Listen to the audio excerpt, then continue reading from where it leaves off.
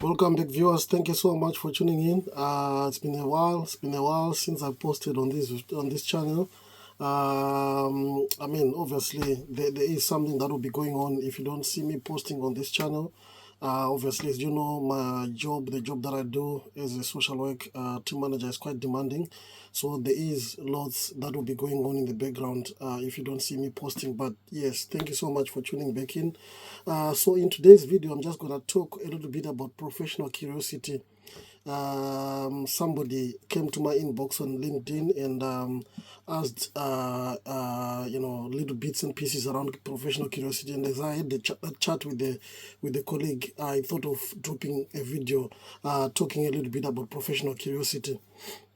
Right, so the way I'm going to be tackling this topic today is I'm just going to talk about 4 key aspects of professional curiosity.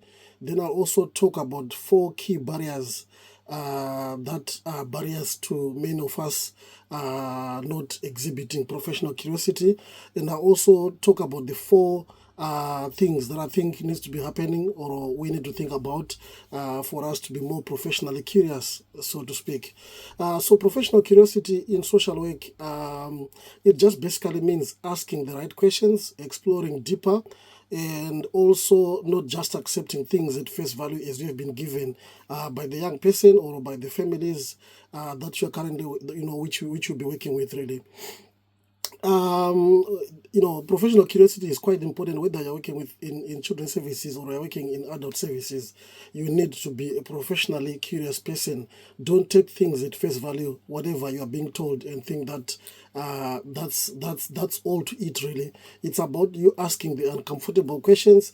It's about you asking the unexpected questions. Always ask yourself, what is it that I don't know at the moment? Or what is it that this person may not necessarily tell me about this whole scenario or about this whole picture really? And while it is essential in safeguarding and also good practice, there are several barriers that can make it difficult for social workers to be professionally curious in everyday practice, basically. Just before I talk about the 4 key aspects around professional curiosity, let me say professional curiosity is a critical mindset in safeguarding that also involves actively exploring and understanding the circumstances of the individuals that we are working with in a deeper way, ensuring that by doing that we will be able to safeguard them better and to also ensure their well-being in a better way, so to speak. So professional curiosity, like I said earlier on, it's about asking the right questions at the right time and also exploring deeper the issues that are being presented in front of you.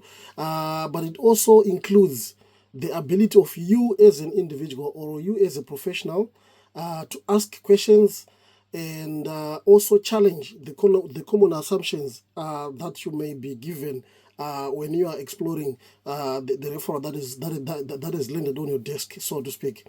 It's about exploring the situations that you encounter deeply and in more depth, really, particularly in a safeguarding context.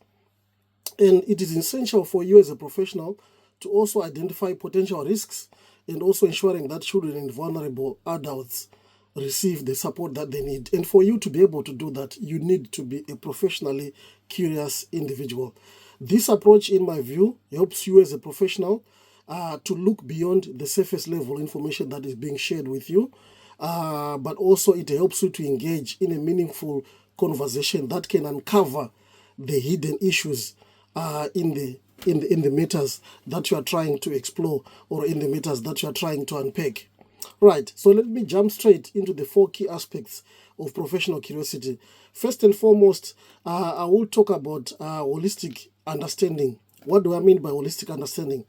When a matter is referred to the department or if a matter is referred to your local authority, you need to have a holistic understanding of what is going on.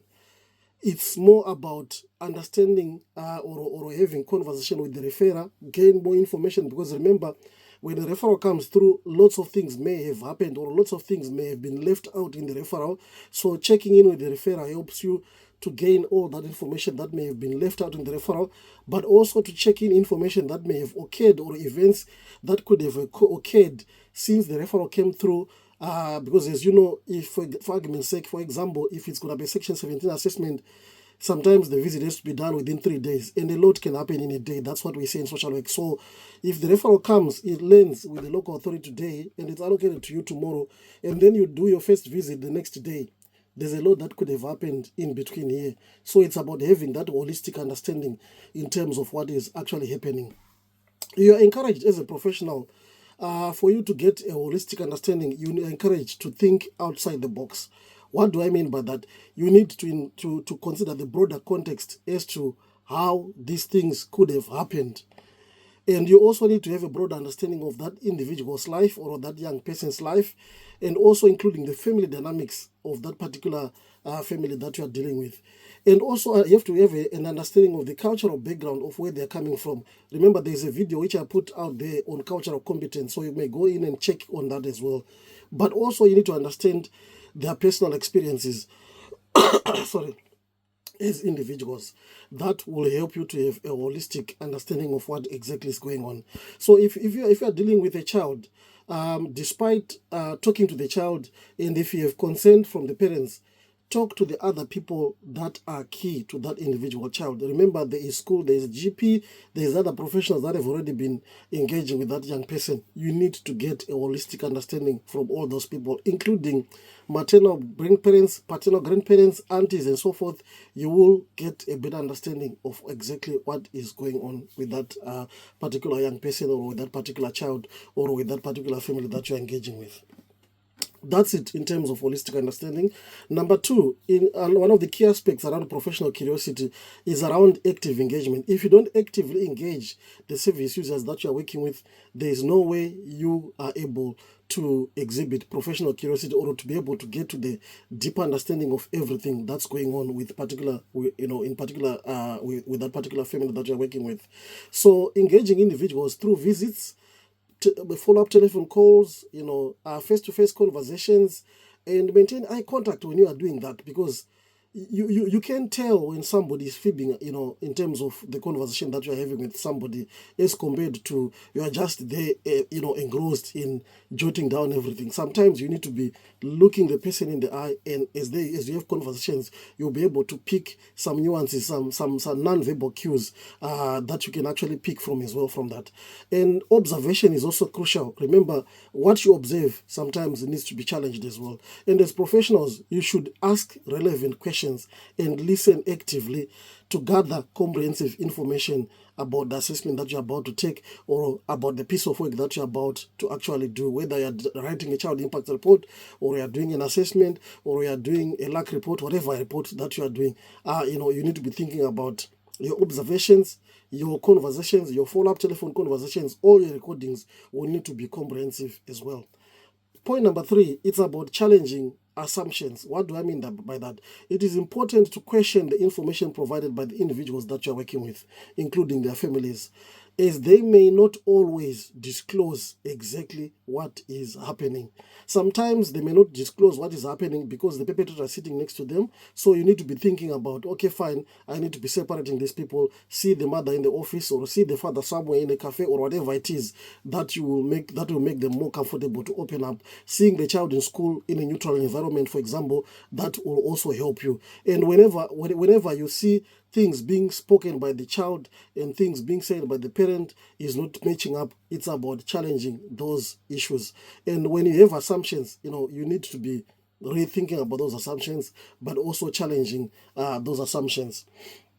And they may not always disclose the full truth of what is happening due to fear of manipulation, or to fear of the unknown. Basically, this requires a respectful yet a critical approach. That's why we are talking about being professionally curious as a social worker, really.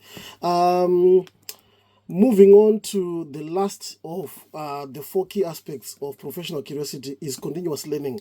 As an individual, it's not all the areas that you're an expert in. So it's about you continuously learning, you pushing yourself, self-directed learning, but also enrolling in training that will enable you to learn more about the specific aspects of the job that you may not necessarily know of. So, being professionally curious doesn't come in one day. It's a skill that you develop with time. It's not a one-time effort as well. It involves ongoing learning. So it's about you also feeding into the brains that will be able to be more curious. The more you know, the more you become curious about things that are going on around you as well. And reflection is another skill that you also need to think about. As it is important for you to adapt to any new information that is coming up in the profession and any changing circumstances as well. So those are the 4 key aspects that I can talk about when it comes to professional curiosity. Now I'm going into the 4 main barriers that I can talk about which stops individuals from being more professionally curious. Some of them is things that you know about already, but you may not have heard it from this angle. So it's important for you to be very attentive. First and foremost, it's about systemic barriers or organizational barriers. I would call them systemic barriers, or I would call them organizational barriers, because it will depend from one local authority to the other. In one local authority, it can be an organizational barrier, but you might look at some of the processes that we do. It might be a systematic barrier when it comes to, for example, teams like adoption, because you almost use more or less the same processes or the same systems, in the whole of England. So in that instance, it could be a systematic barrier as well. So I'm talking of high caseloads, workload pressures, which then leaves professionals or leave social workers with little time to dig deeper into what exactly is going on. When you are stretched with urgent tasks, it's difficult for you to manage all those urgent tasks and to be able to have that time to actually dig deeper into understanding exactly what's going on. So with high caseloads, people end up just scratching the surface for the sake of getting things done, and then you tie up the information and you wrap up your assessment. So high caseloads, that are the systematic barrier or organizational barrier. There is also procedural focus, where because of the high caseload that I spoke about earlier on, professionals or social workers tend to focus more on the procedure instead of focusing more on the emotional side of whatever they are doing, or focusing more on digging deeper exactly into what exactly is going on. So you are emphasizing more on making sure that you visit on the system, making sure that you are complying with visiting timescales, making sure that you are complying with assessment timescales, ticking boxes and stuff like that. Whereas there is no space for reflective exploration of exactly what is going on. So procedural focus, that's another issue as well, which may also impede, or which can be a barrier under organizational or systematic barriers. And then the resource shortages. This is always the case in most local authorities.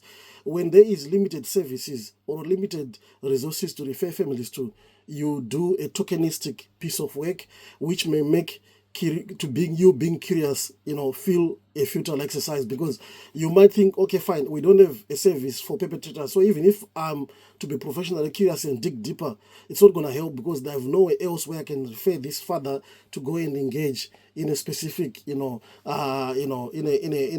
a specific support service that will help him being a perpetrator of domestic violence, for example. And then the last bit around, organizational or, organizational barriers or systematic barriers is managerial pressure. When managers focus more on throughput, targets, and focus more on crisis response rather than being proactive, that can also overshadow curiosity, because that reflective space for supervision that's supposed to be there is not going to be there anymore, because managers are just chasing targets. They're just chasing throughput, getting that supervision done, put it on the system, and then move on to the next. When you have so many people to supervise as well, these are some of the things that do happen. So that opportunity to be asking those critical questions, even in that reflective space, also hinders or becomes a barrier, for professionals to be more curious. That's important. Then moving on to point number 2, around the 4 barriers that I spoke about. There is what we call practice barriers or professional barriers. Fear of conflict. You don't want to rock the boat. You don't want to damage the relationships that you have with school. When school is presenting a certain aspect to you or a certain information to you, you don't challenge them. You are not professionally curious with all the professionals as well, in as much as you are not professionally curious with the family that you are working with.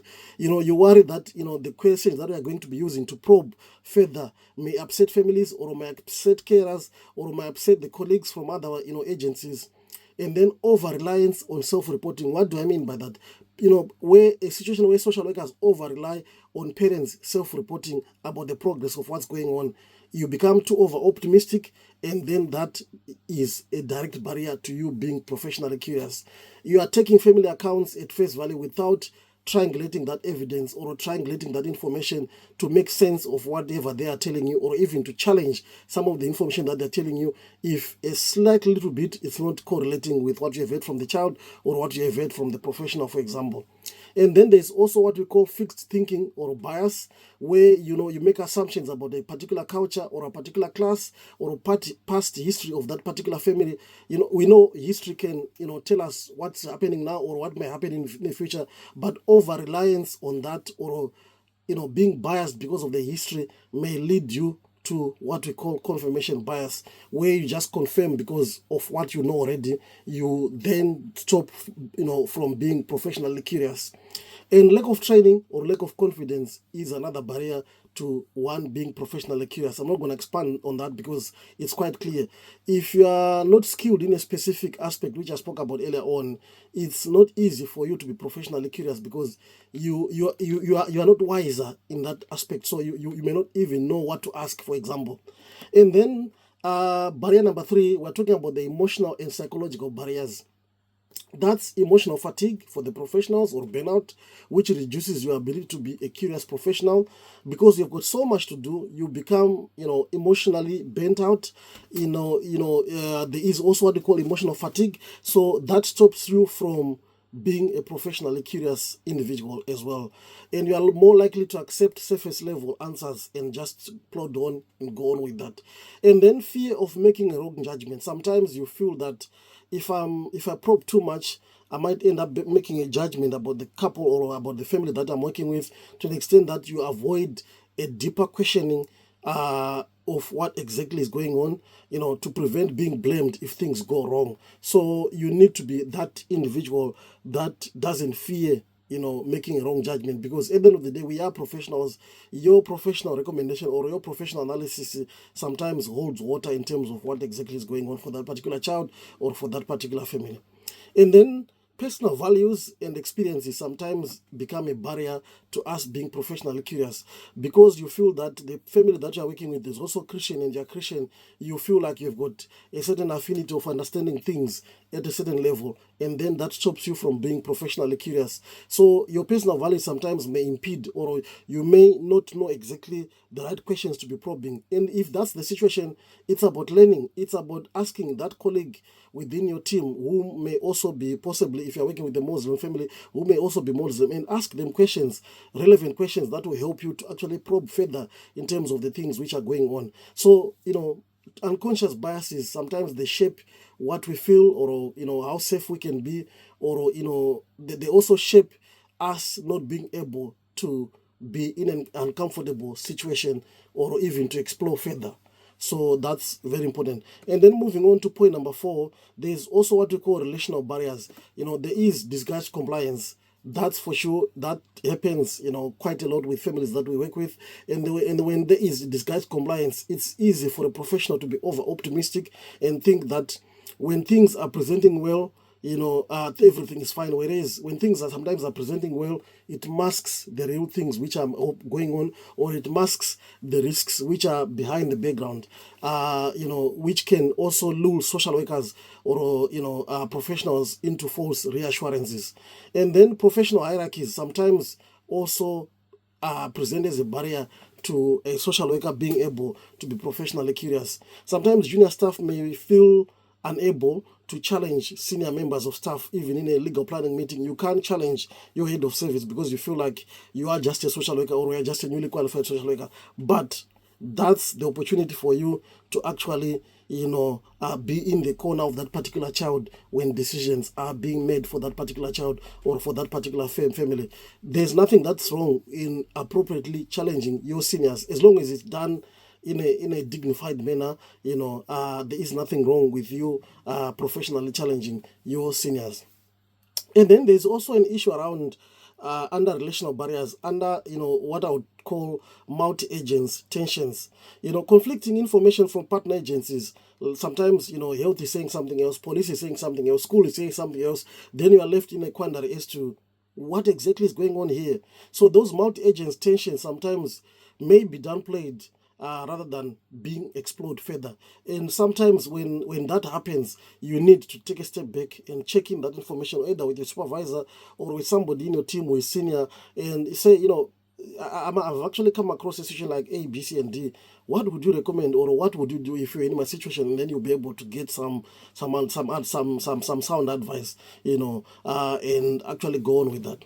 So moving on then to the next 4 strategies of how we can overcome the 4 barriers I spoke about earlier on.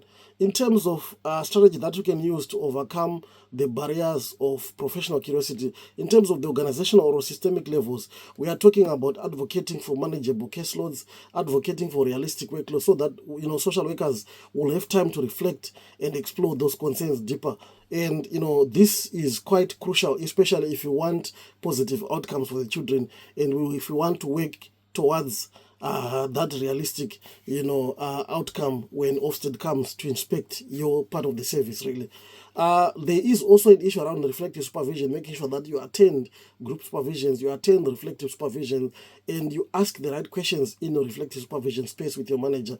And supervisors, they need to be encouraged to to have open dialogue around conversations when you're having supervision with your staff members, making sure that you challenge your assumptions as a supervisor, but also the workers can also challenge some of the assumptions that can be made within supervision as well, and making sure that that's a safe space for you to think critically, but also a safe space for you to talk critically about how it is impacting, how the work is impacting on you, and also how you think things should look like going forward.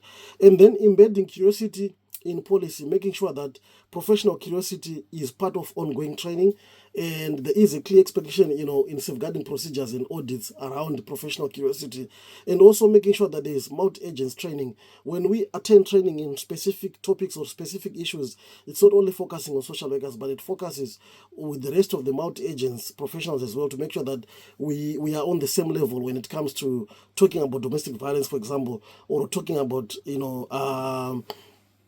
cohesive control or prevent, for example.